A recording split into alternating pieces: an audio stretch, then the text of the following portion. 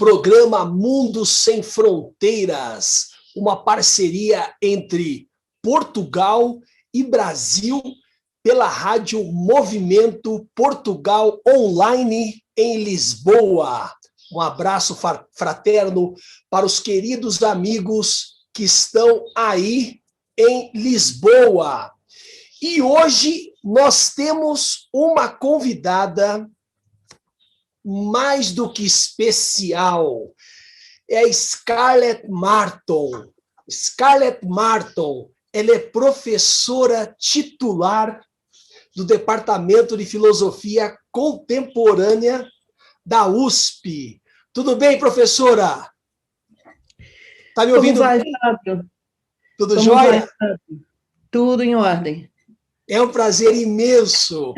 Inclusive, olha só o que eu separei aqui, Scarlett. Olha só, eu tenho esse livro seu há décadas, que é A Transvaloração dos Valores. Deve ter sido lançado em 1995 ou 96.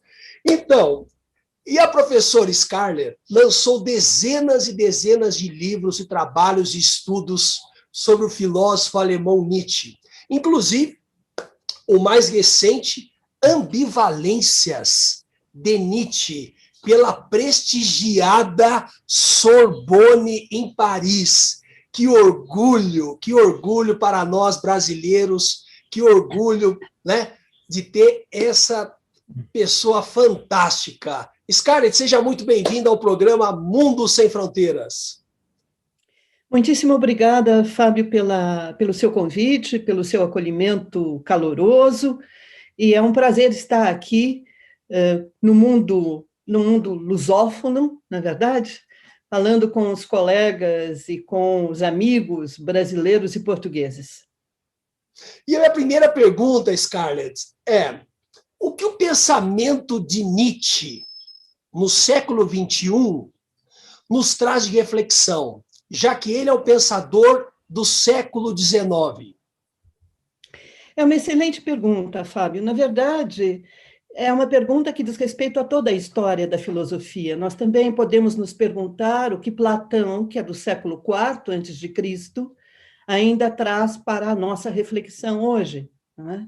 Assim como tantos outros pensadores, não falando apenas da antiguidade grega, mas podemos passar pela própria modernidade, o que o Kant teria hoje a dizer para nós. No caso de Nietzsche, eu diria que é um caso, de certa forma, particular.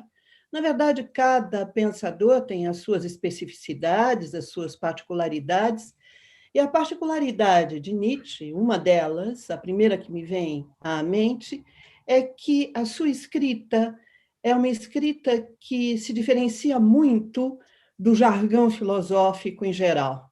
Então, isso atrai um número muito grande de leitores.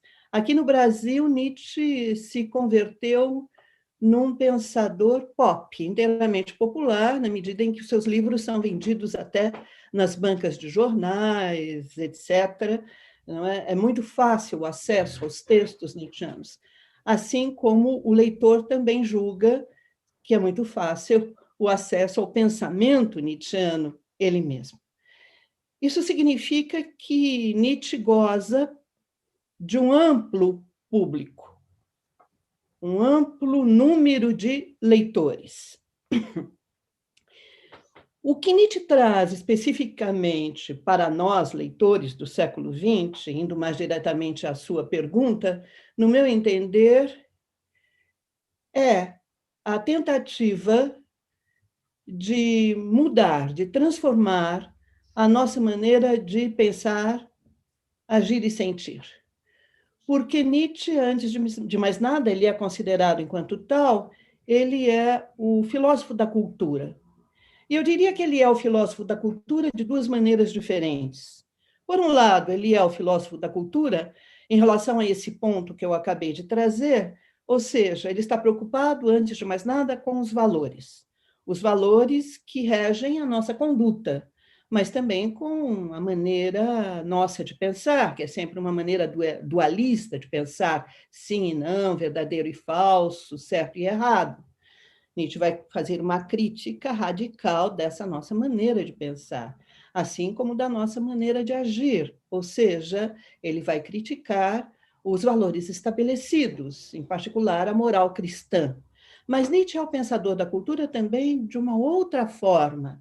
É que Nietzsche nos coloca diretamente em contato com todo um universo cultural.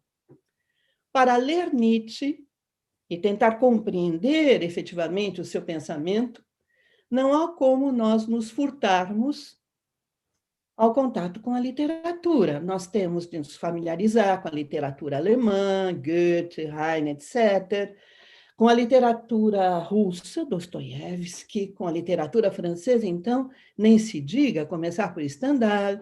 Nós temos de nos familiarizar com a pintura, os quadros de Claude Lorrain, que Nietzsche apreciava tanto, e temos de nos familiarizar igualmente com a música. Nietzsche mesmo dizia que sem a música a vida seria um erro. E ele, inclusive, era músico, não é?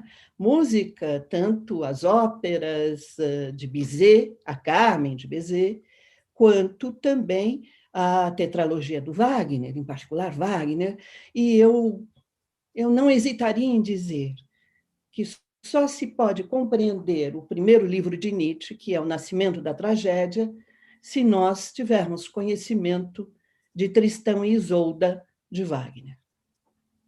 Inclusive, Scarlett, você tem um trabalho excepcional com o GEM, Grupo de Estudos em Nietzsche.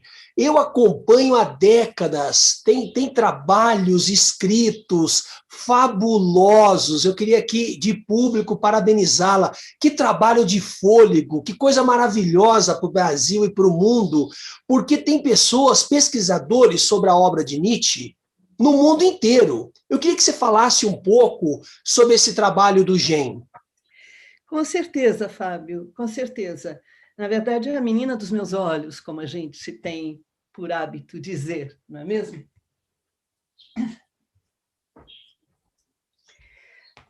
O GEM ele surgiu de forma oficiosa em 1989, quando eu convidei um grupo de estudantes a lerem comigo justamente Assim Falava Zaratustra, que, no meu entender, dos livros de Nietzsche é o mais hermético. Em 1996, o GEM teve o seu nascimento oficial, por assim dizer, porque a partir deste grupo, integrando outros, etc., nós começamos a desenvolver todo um trabalho que veio a público através de uma revista que são os Cadernos Nietzsche. Se você me der um segundo.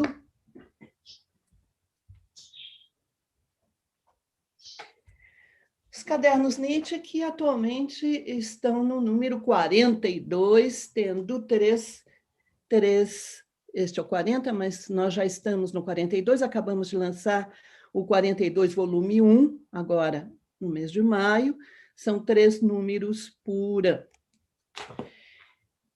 Depois surgiu uma coleção de livros, As Sendas e Veredas, no ano 2000, em que nós publicamos, eu ainda continuo me responsabilizando pelas Sendas e Veredas.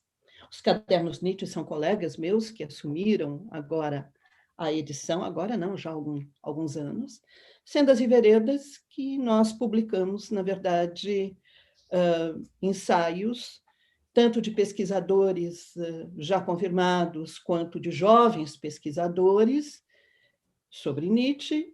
E temos ainda 2 frentes dentro desta coleção de livros, uma delas intitulada Fontes, em que nós trazemos os textos daqueles com que Nietzsche ele mesmo havia dialogado, como Paul Ré, por exemplo, e outros. E temos também a série Recepção, todo um estudo sobre a recepção do pensamento nietzschiano em diferentes países vem sendo realizado. Eu mesma já trabalhei bastante nessa direção, Nietzsche na Itália, na Espanha, Nietzsche abaixo do Equador, na América do Sul, Nietzsche na França. Com colegas portugueses, aliás, já há algum tempo eu lancei a ideia de fazermos um Nietzsche em Portugal. trazendo justamente a maneira pela qual o pensamento de Nietzsche, a filosofia nietzschiana, foi recebida em Portugal, quais foram os impactos que ela causou. Então, eu falei aqui dos cadernos Nietzsche, falei das Sendas e Veredas. E há ainda uma terceira frente de trabalho nossa, que são os encontros Nietzsche. Nós acabamos de realizar o 46º, são 2 encontros por ano, sempre em maio e setembro, em que nós, enfim, os integrantes do GEM, que somos 40 atualmente, este GEM que surgiu lá no Departamento de Filosofia na Universidade de São Paulo, se tornou um grupo de pesquisa internacional, que agrega pesquisadores brasileiros de todo o país, do Ceará até o Rio Grande do Sul, e agrega, igualmente, alguns colegas estrangeiros, franceses e italianos, neste momento. Então, estes encontros Nietzsche é quando os participantes do GEM se põem a dialogar com outros estudiosos de Nietzsche, não só no país, mas também fora do país. Atualmente, nós temos desenvolvido um projeto muito interessante em que nós estabelecemos um diálogo entre integrantes do GEM e integrantes de outros grupos de pesquisa. Fizemos isso com colegas espanhóis, com colegas alemães, começamos com os colegas alemães, com os colegas espanhóis, e agora, no dia 30 de junho, haverá um encontro com colegas portugueses, justamente. Que maravilha, que maravilha. E falando da sua última... Gostaria de acrescentar, Fábio, se você não se importar, que nós temos, além da produção individual dos integrantes do GEM, nós já publicamos uma primeira obra coletiva que eu trago aqui, que é o Dicionário Nietzsche. Uau! E estamos agora empenhados no Dicionário Nietzsche, que realmente eu acredito que tenha a sua utilidade, inclusive junto a um público mais amplo, não é? Que quer saber o que Nietzsche pensou a respeito da vida, a respeito da vontade de potência, a respeito do niilismo e assim por diante. E estamos agora trabalhando numa segunda obra coletiva do GEM, que é Nietzsche em diálogo com a tradição filosófica, ou seja, o que Nietzsche pensa dos seus pares, dos filósofos, de modo geral. É isso. Que maravilha, Scarlett. E falando da sua última obra, Ambivalências de Nietzsche, o que ele pensou e escreveu sobre as mulheres? Na verdade, Fábio, este assunto é um assunto que me intrigou durante muito tempo. Para falar a verdade, ele surgiu... A ideia de escrever um livro sobre Nietzsche e as mulheres surgiu há 20 anos atrás. Aí o projeto foi ganhando forma, sempre atropelado por outras solicitações, outros projetos, outros livros, e assim por diante, até que nos últimos anos, agora de forma bem mais recente, no correr das minhas estadas na França, porque eu tenho tido uma relação bastante intensa no que diz respeito à vida acadêmica francesa, e também com os pesquisadores, né, a pesquisa lá, etc., a partir da França na Europa, de modo geral, muito com a Alemanha também, bem, e com a Itália. Então, na verdade, durante essas minhas estadas em Paris, eu acabei elaborando esse livro lá na Bibliothèque Nationale de France, foram meses inteiros, não é, que eu passei lá escrevendo a respeito. E, na verdade, é um assunto bastante espinhoso, porque nós corremos 2 riscos. Ou um risco de nos colocarmos na linha dos estudos feministas e de tomarmos Nietzsche como um interlocutor favorável, justamente, às teses feministas. Isso é bastante difundido, muito mais do que se possa supor, na verdade, em particular nos Estados Unidos e na Inglaterra, no mundo anglo-saxão, onde se tenta tomar Nietzsche, fazer de Nietzsche um interlocutor que pode contribuir para a causa feminista. Esse é um dos riscos, a meu ver. E o outro risco é taxar Nietzsche de misógino imediatamente. E eu queria fazer um trabalho que escapasse desses 2 riscos. E a via que eu encontrei, na verdade, é uma metodologia que eu sempre uso, e nós do GEM também sempre aplicamos. A via que eu encontrei foi entrar em contato diretamente com os textos de Nietzsche. Diretamente. Fazer uma leitura muito minuciosa das passagens em que ele trata das mulheres. E isso me levou a percorrer praticamente toda a obra, porque, com exceção dos seus primeiros escritos, a partir de 1878, com Humano Demasiado Humano, Nietzsche trata das mulheres. E eu comecei a encontrar certas ambivalências em relação às mulheres. Portanto, quero já deixar claro que não são as mulheres com quem Nietzsche conviveu que me interessaram. Não foi isso. Há sempre quem diga, não, mas Nietzsche ele foi muito cordial e respeitoso em relação às mulheres, mesmo em relação às mulheres emancipadas. Veja a relação que ele teve com a Malvida von Meisenburg, a relação com a própria Lu Salomé, etc. Hein? Eu digo, bom, é verdade. Há ambivalências entre o comportamento de Nietzsche com as mulheres com quem ele conviveu e os seus textos. Já temos ambivalências aí. Temos ambivalências também nas relações de Nietzsche diretamente com as mulheres com quem ele conviveu, com a mãe, com a irmã, com a Cosima Wagner, etc. Mas não são essas ambivalências que me interessaram, né? As que me interessaram foram as ambivalências que nós encontramos nos próprios textos de Nietzsche. Então, em Humano Demasiado Humano, na Gaia Ciência, e Assim Falava Zaratustra, nessas obras, as posições de Nietzsche em relação às mulheres, elas são, de uma certa forma, ambivalentes. Eu trago exemplos. Em Humano Demasiado Humano, Nietzsche vai dizer que a mulher ela pode contribuir para a formação das gerações por vir, das gerações futuras. Mas, por outro lado, as mulheres elas constituem um obstáculo no desenvolvimento intelectual dos homens. Temos aí uma ambivalência. Na Gaia Ciência, por exemplo, Nietzsche vai tecer uma série de críticas às mulheres, dizendo, por exemplo, que a imagem que o homem tem da mulher é uma imagem que lhe vem da mãe, e assim como as mulheres têm sempre um comportamento maternal em relação aos homens, são elas as responsáveis por todas as atitudes e comportamentos masculinos.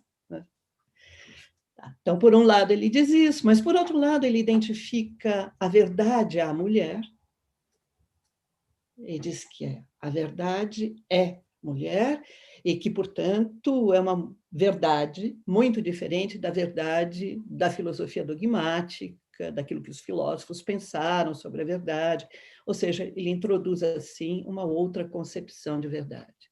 No Zaratustra, as personagens principais do livro são mulheres, são as mulheres que dão voz às ideias de Nietzsche, às ideias de Zaratustra, né?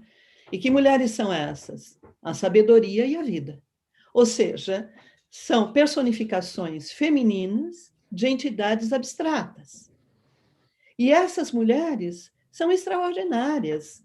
Rebelde, a sabedoria de Zaratustra não se curva aos valores estabelecidos. A vida, por sua vez, é feiticeira, enlaçadora, etc. Mas as mulheres humanas, demasiado humanas, essas devem acompanhar os seus maridos e cuidar dos filhos. Nada mais. Portanto, uma ambivalência fortíssima. E isto vai progredindo da ambivalência à exclusão. Porque quando se trata agora de mulheres emancipadas, aquelas que lutam pela sua emancipação, é importante lembrar aqui, entre parênteses, que no século XIX o movimento feminista já existia e com força. Nós temos as chamadas sufragetes, etc. E nós temos, inclusive, pensadores homens como Stuart Mill, não é? Que advogou em favor da causa feminista, tanto que ele se casou com uma feminista, a Harriet Taylor, e escreveu com ela textos nessa direção, bem, Nietzsche vai se pôr completamente contra essa corrente e vai fazer uma crítica muito, muito dura às mulheres que querem se emancipar. Uma crítica realmente violenta ao movimento de emancipação feminina. Bem, temos aí já todo um caleidoscópio, não é verdade? Nós temos aí toda uma série de posições de Nietzsche que vem à luz a partir do exame dos seus textos no que diz respeito às mulheres. E só mais uma palavra ainda, eu diria que as mulheres que mais intrigam Nietzsche são aquelas que escrevem livros. São as que escrevem livros sobre política e filosofia.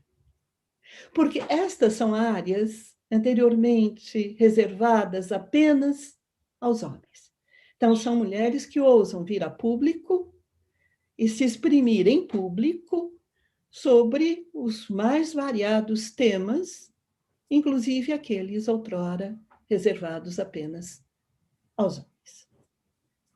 Inclusive, Scarlett, tem uma frase que é lapidar do pensamento de Nietzsche, que vais ter com as mulheres, não esqueças o chicote. Será que ele estava pensando que as mulheres, em certo aspecto, são seres indomáveis, em certo aspecto, selvagens?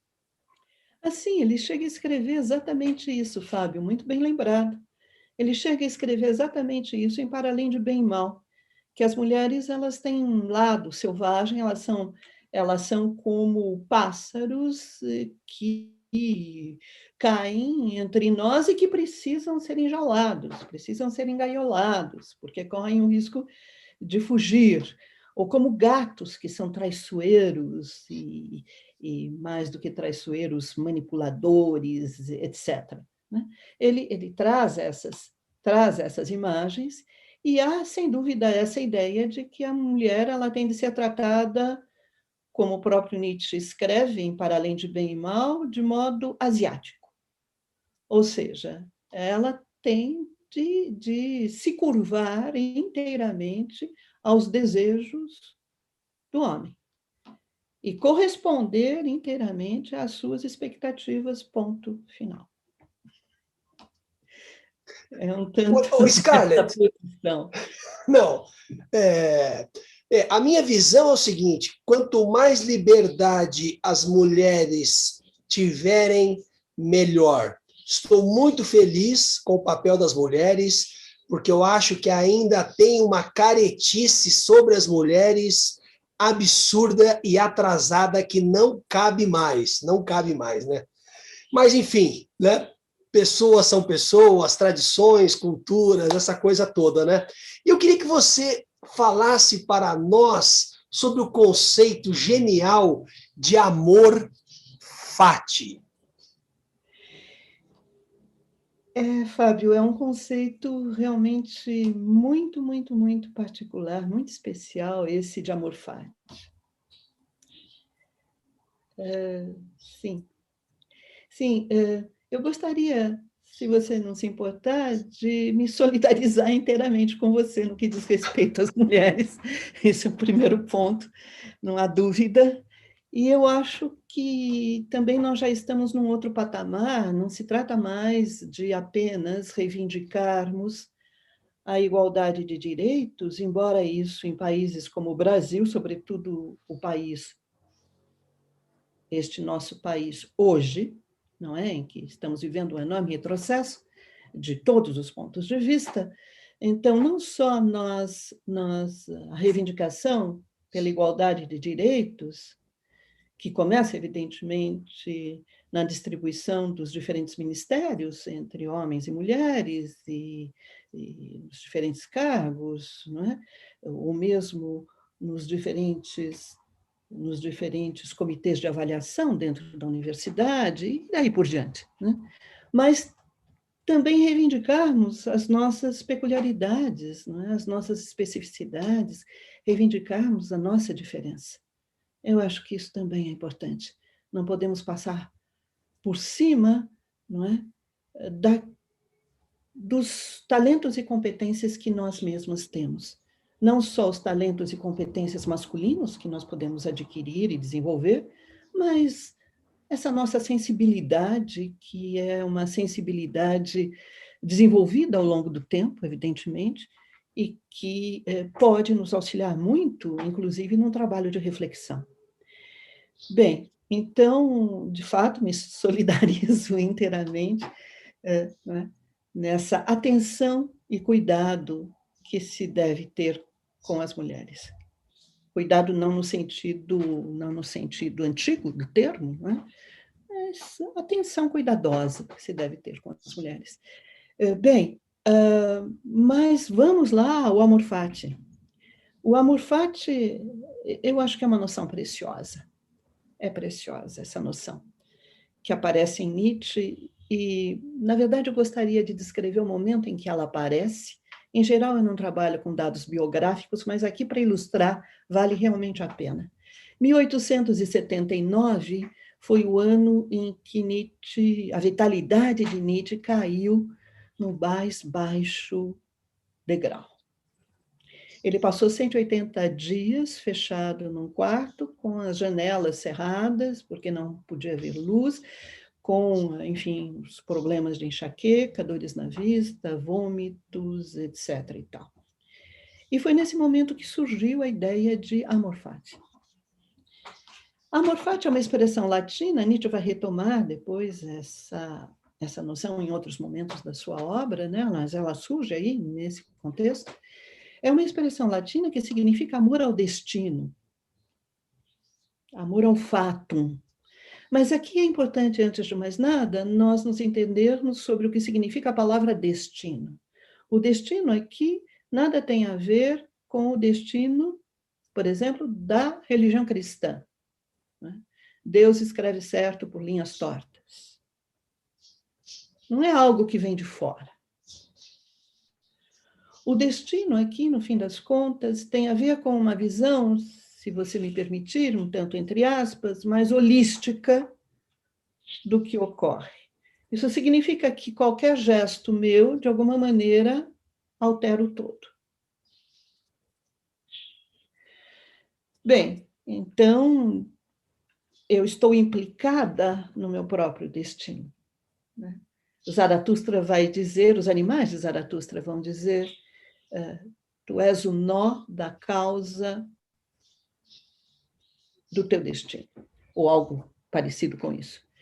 Bem, então, é o amor àquilo que advém, àquilo que ocorre, e esse amor, ele é incondicional. Porque é muito fácil na nossa vida nós dizermos, há momentos aqui em que eu gostaria de viver um número infinito de vezes, momentos extremamente prazerosos, momentos exuberantes. Mas se se trata de uma enfermidade, é muito difícil ter esse mesmo pensamento. E quando Nietzsche traz a ideia de amor fati, ele traz precisamente numa época, num período em que ele está muitíssimo enfermo, mas quando ele traz essa ideia, é a ideia da aceitação incondicional de tudo o que ocorre. Tanto o que a vida nos traz de mais alegre e exuberante, quanto o que ela nos propicia de mais terrível e doloroso. É um grande desafio, no fim das contas, essa noção de amor fati. Enfim, eu diria, só mais uma palavra, eu diria que a noção de amor fati nos convida cada um de nós a aceitarmos a nossa humana, muito humana condição de fragilidade, de precariedade, de finitude. Scarlett, você tem uma frase sensacional nas chamadas redes sociais, né? Que estão mais antissociais do que nunca ultimamente, que é: a irrecusável busca de sentido. Essa frase é belíssima, belíssima. E aí, dentro disso, eu queria te perguntar, como é que entra no pensamento de Nietzsche, dentro dessa frase, a transvaloração de todos os valores? Ótimo, muito bom, muito bom, muito bom, muito bom, Fábio. Eu gostaria de responder de duas maneiras diferentes. Na verdade,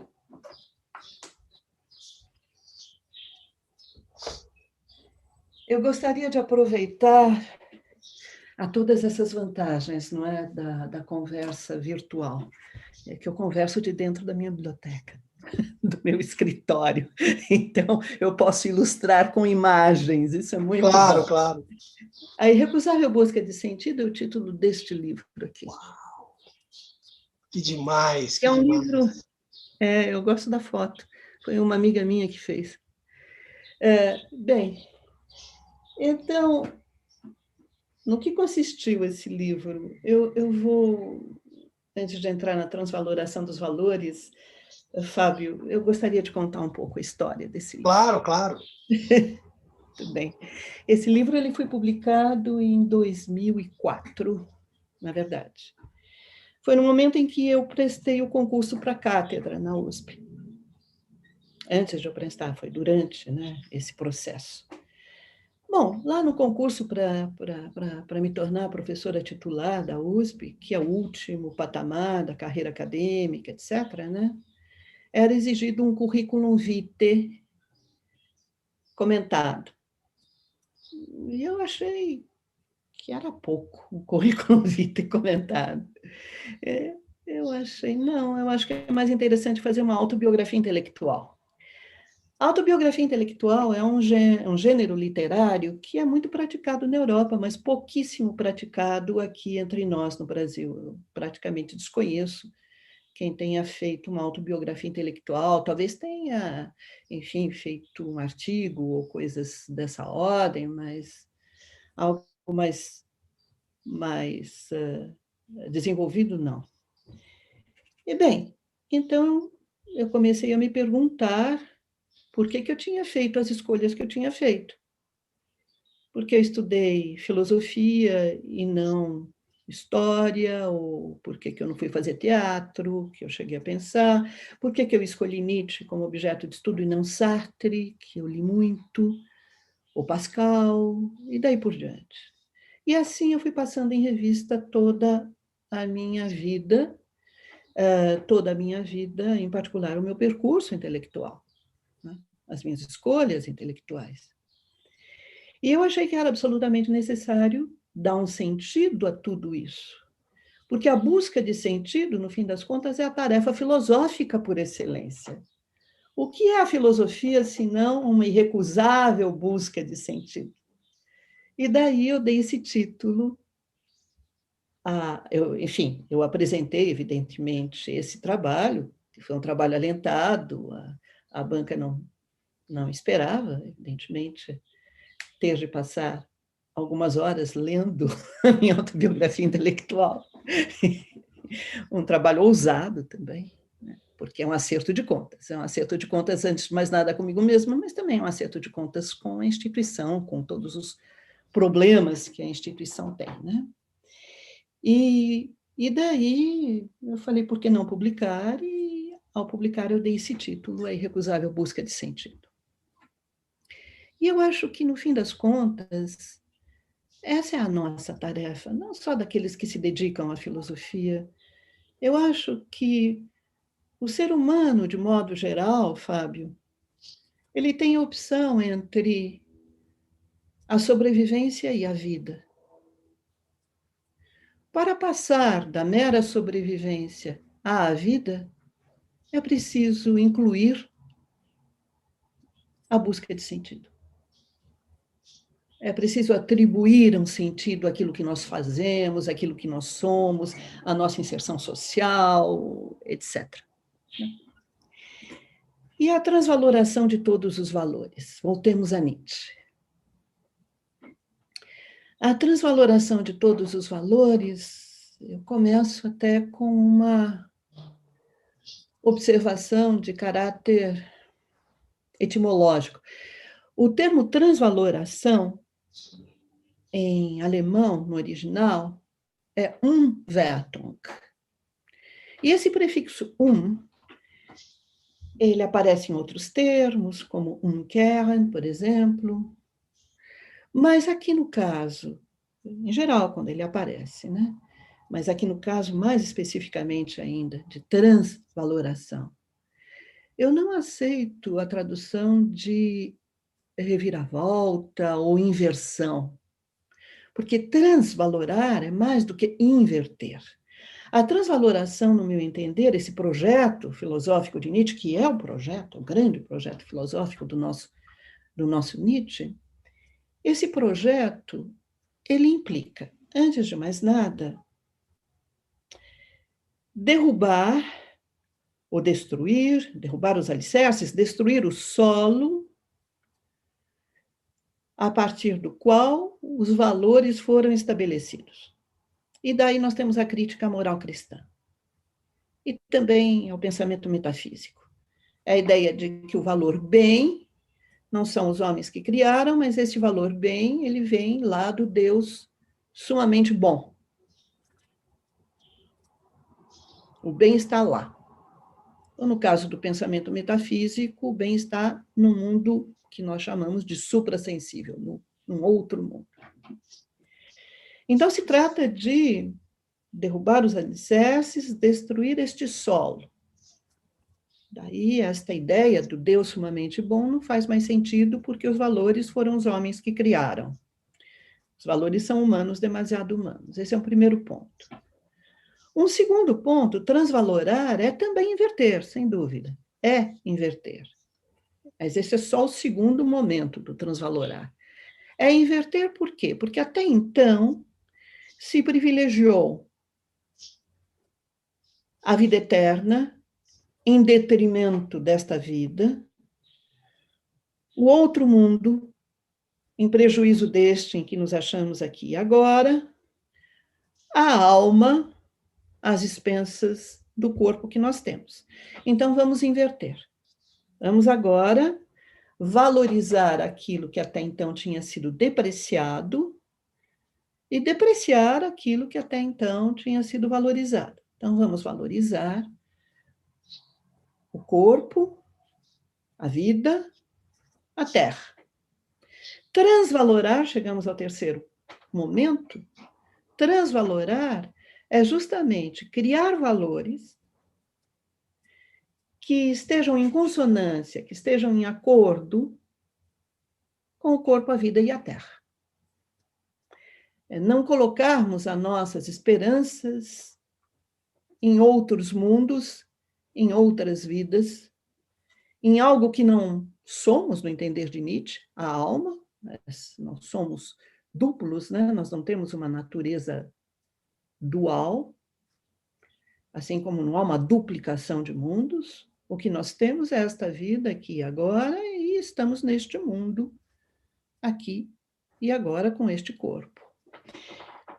Portanto, transvalorar é também proceder, daí vem o que eu dizia de início, né? Alterar, modificar, transformar a nossa maneira de pensar, agir e sentir. Então, é proceder de acordo com o corpo, a vida, a terra. Maravilha, Scarlett, maravilha, que delícia de aula, que delícia, fantástica.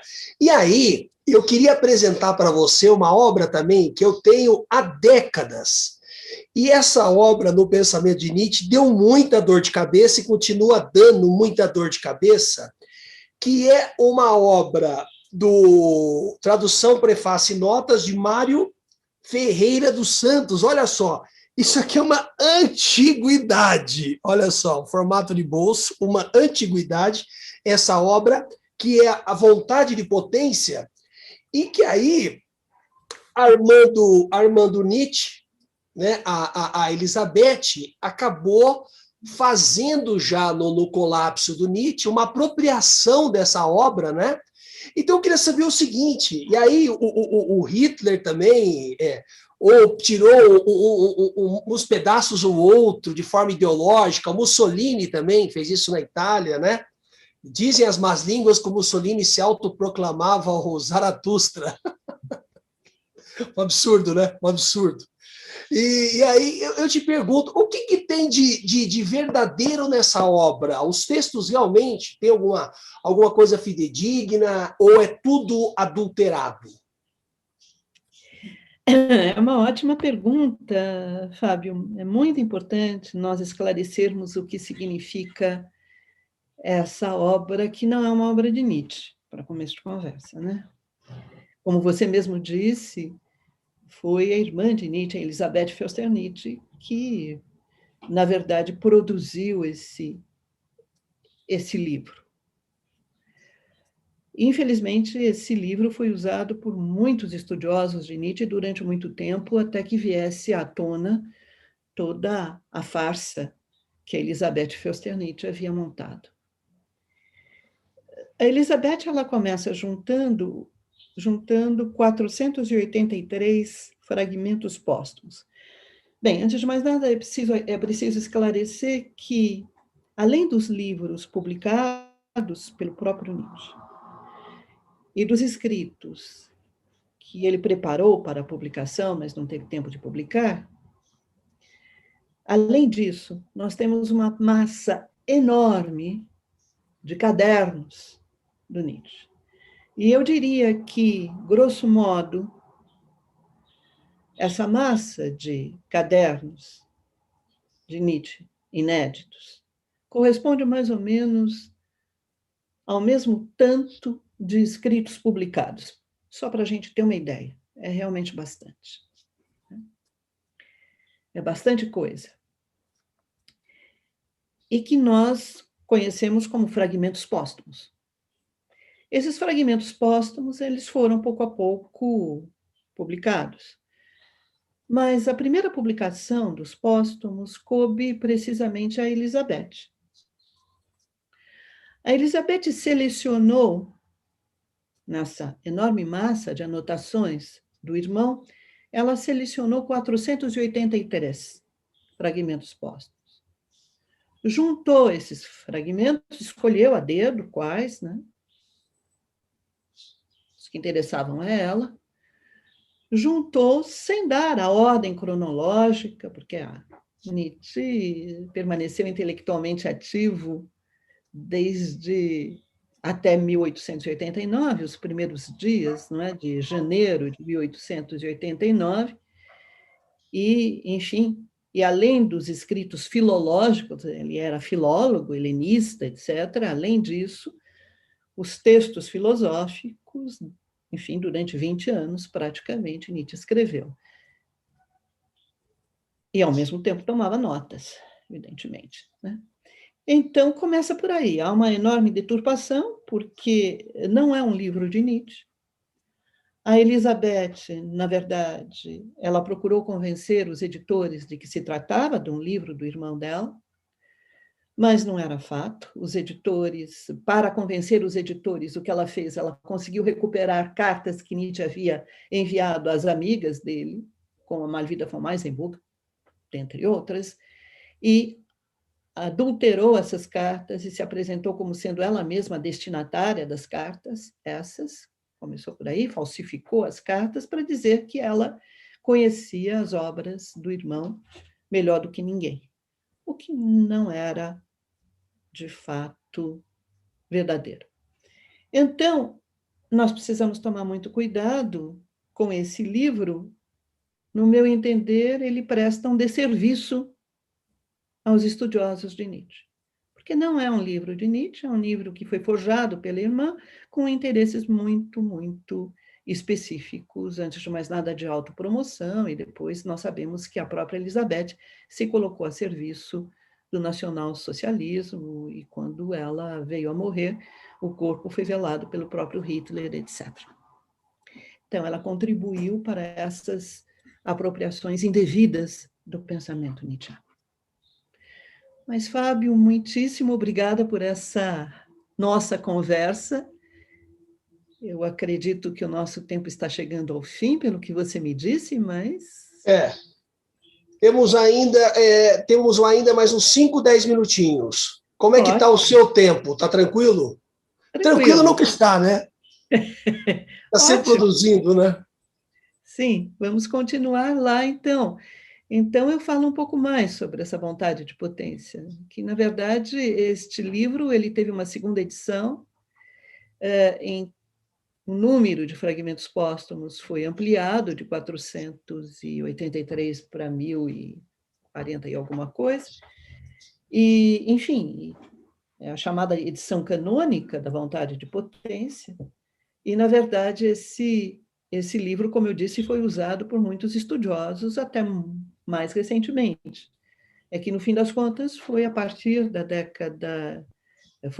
1967 que dois italianos, Colli e Montinari, foram trabalhar nos arquivos Nietzsche em Weimar e lá eles conseguiram começar a publicar a totalidade dos escritos nietzschianos de uma forma extremamente rigorosa.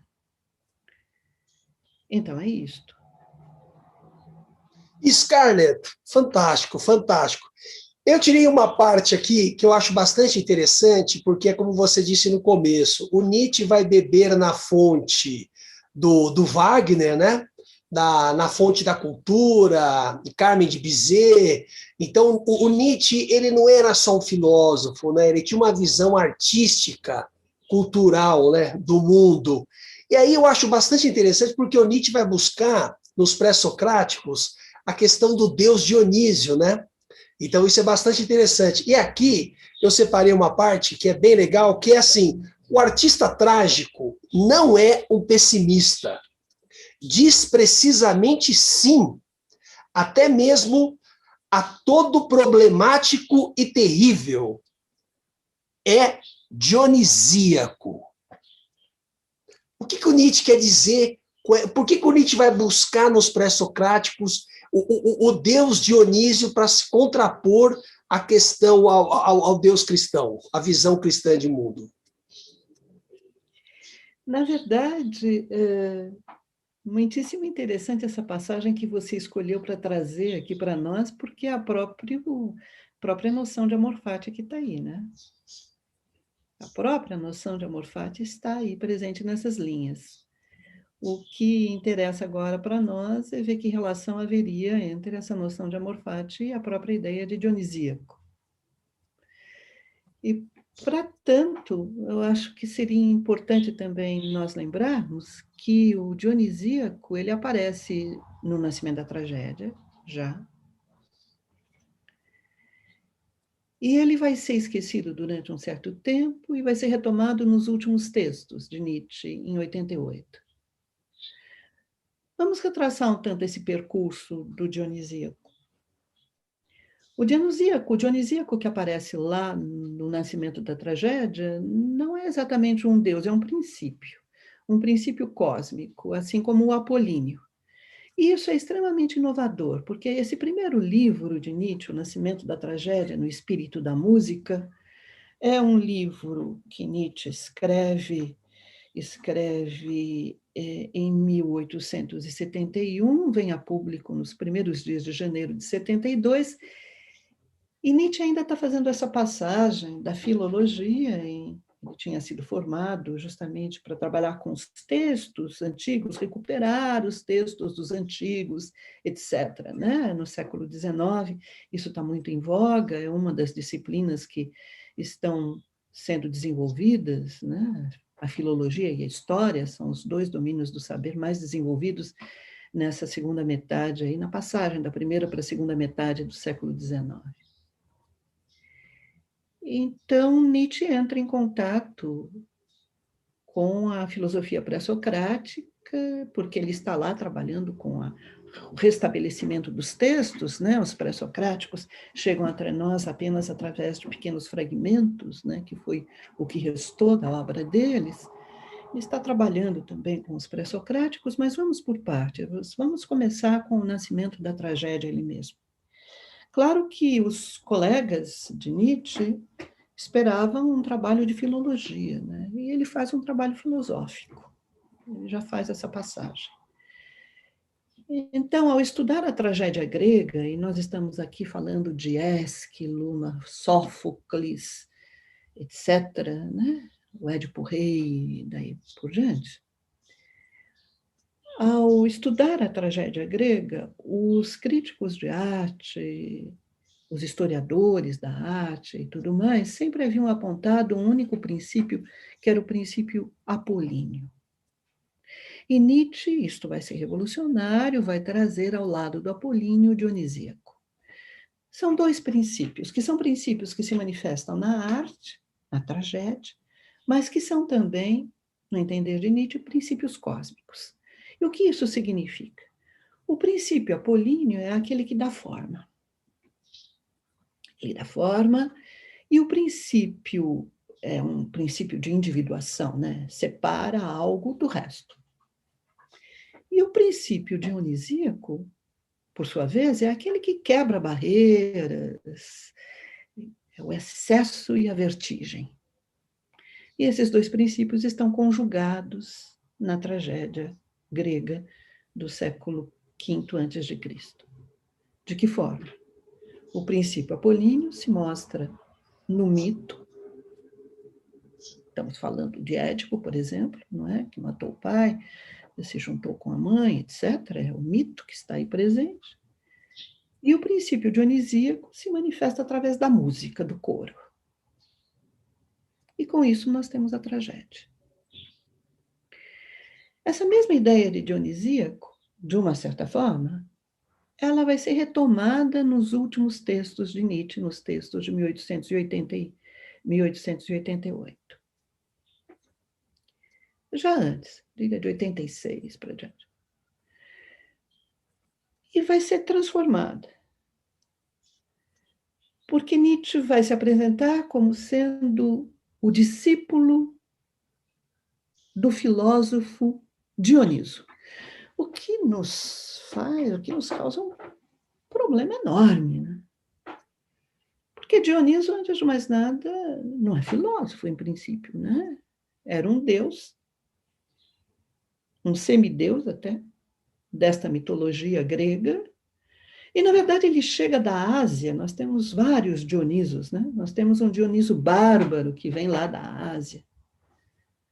Está ligado a Baco, tem a ver com as bacantes, né? A questão do vinho, tem a ver com sátiros, é belíssimo. Se nós formos pela mitologia, é realmente muito, muito interessante. E há um determinado Dioniso que está ligado à seguinte ideia: ele é despedaçado e ele renasce a cada momento. Então, ele passa por esse despedaçamento e ele se refaz, se reconstitui. Se quisermos usar uma imagem, como a fênix, não é? A fênix não é essa ave que renasce das cinzas? É um tanto esta ideia de perecer e renascer. Esta ideia de dionisíaco, na verdade, então agora já não é mais essa divindade, né? Isso já foi transformado, já tinha sido transformado lá no nascimento da tragédia em 1871 e agora é novamente transformado nos últimos textos de Nietzsche. O que significa quando Nietzsche diz que ele é o discípulo do filósofo Dioniso? Isso está no S1, num dos seus últimos livros aí, no prefácio mesmo, S1. Bem, significa que ele, de alguma maneira, está em consonância com essa ideia do perecer e ressurgir. E essa ideia, quando Nietzsche quer fazer uma filosofia dionisíaca, é uma ideia que, no fim das contas, provoca uma enorme transformação na própria maneira de se ver o pensamento nietzschiano.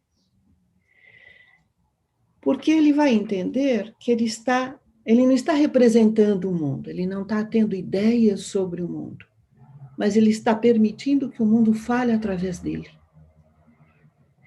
E o que o mundo fala através dele? Fala justamente que é um processo de desintegração e ressurgimento. Desintegração e ressurgimento.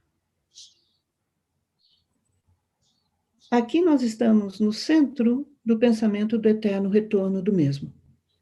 Você me perdoe, Fábio, talvez você fosse trazer essa questão e eu me antecipei. Não, ótimo, ótimo.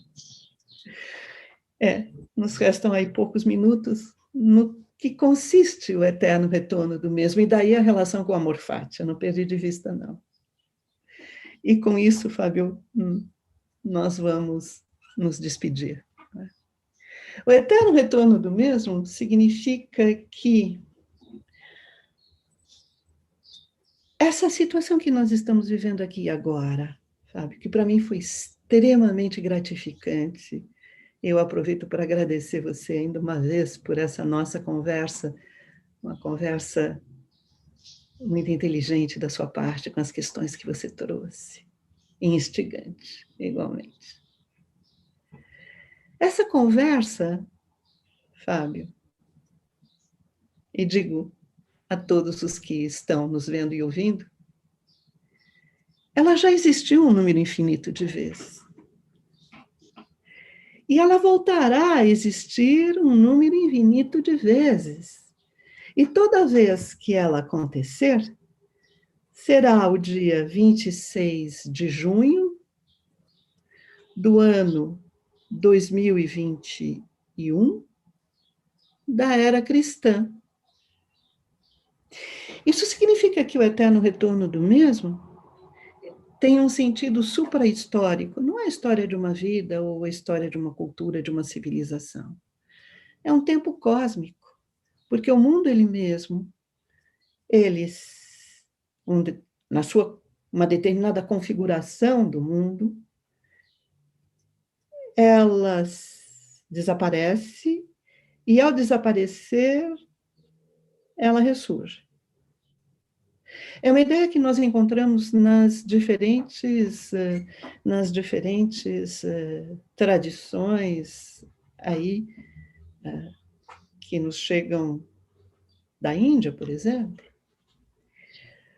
Bem, agora, o que é importante no caso de Nietzsche é que ele traz esta ideia cósmica para a nossa própria vida, junto com a noção de amor fati. Isso significa que este momento que nós estamos vivendo aqui e agora já existiu, como eu disse, um número infinito de vezes, e voltará a existir um número infinito de vezes. Portanto, que ele seja abençoado. Que nós possamos acolhê-lo aqui e agora, amorosamente e de forma incondicional.